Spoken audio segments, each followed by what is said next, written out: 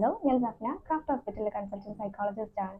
നിങ്ങൾ എന്തെങ്കിലും ഒരു കാര്യം ആഗ്രഹിച്ചിട്ടുണ്ടെങ്കിൽ അല്ലെങ്കിൽ വേണമെന്ന് തോന്നിയിട്ടുണ്ടെങ്കിൽ അതിനു വേണ്ടി ബാക്കിയുള്ള കാര്യങ്ങളൊക്കെ നിങ്ങൾ അവോയ്ഡ് ചെയ്ത് അതിലേക്ക് മാത്രം കോൺസെൻട്രേറ്റ് ചെയ്യാറുണ്ട്. ഇത് നമ്മൾ സൈക്കോളജിയിൽ മെന്റൽ ഡയറ്റ് എന്നൊക്കെ പറയും.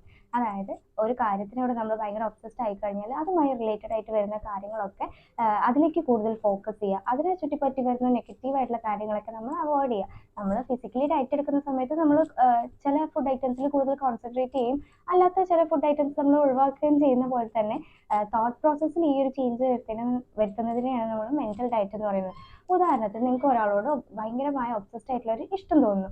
അയാളുമായി ചുറ്റിപ്പറ്റിയിട്ടുള്ള എല്ലാ പോസിറ്റീവ്സിനെയും നിങ്ങൾ എടുക്കുന്നു, അതേസമയം അയാളുമായിട്ട് ചുറ്റിപ്പറ്റി വരുന്ന നെഗറ്റീവ് ആയിട്ടുള്ള തോട്ട്സിനൊക്കെ നമ്മൾ അത് അതുകൊണ്ടൊന്നും ആവില്ല, ഇതുകൊണ്ടായിരിക്കാം എന്നൊക്കെയുള്ള രീതിയിൽ നമ്മൾ അതിനെ നെഗ്ലക്ട് ചെയ്യുന്നു.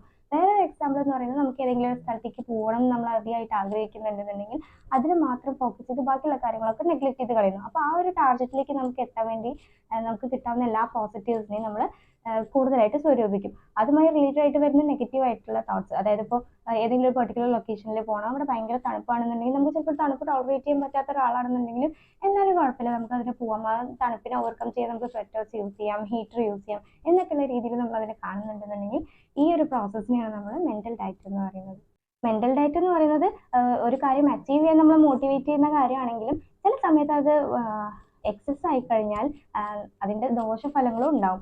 അതായത് ഇപ്പോൾ ഒരു പേഴ്സണോടാണ് നമുക്ക് അത്തരത്തിലുള്ള ഒരു മെന്റൽ ഡയറ്റ് ഫീൽ ചെയ്യുന്നതെങ്കിൽ അയാളോട് കൂടുതലായിട്ടുള്ള ഒബ്സഷൻ കാരണം നമ്മൾ അയാളെ പോസിറ്റീവ്സ് മാത്രം എടുക്കുന്നു, നെഗറ്റീവ്സിനെ തള്ളിക്കളയുന്നു എന്നുള്ളത് എല്ലായ്പ്പോഴും ഗുണത്തിലേക്ക് മാത്രം ലീഡ് ചെയ്യുന്നു അല്ലെങ്കിൽ ക്വാളിറ്റിയിലേക്ക് ലീഡ് ചെയ്യുന്നു എന്നുള്ളത് എൻഷുർ ചെയ്യുന്നില്ല. അപ്പോൾ ഏതൊരു കാര്യത്തിലാണെന്നുണ്ടെങ്കിലും മിതമായ രീതിയിൽ മെന്റൽ ഡയറ്റ് നല്ലതാണ്, ബട്ട് അത് എക്സസ് ആവാതെ നോക്കാൻ ശ്രദ്ധിക്കുക.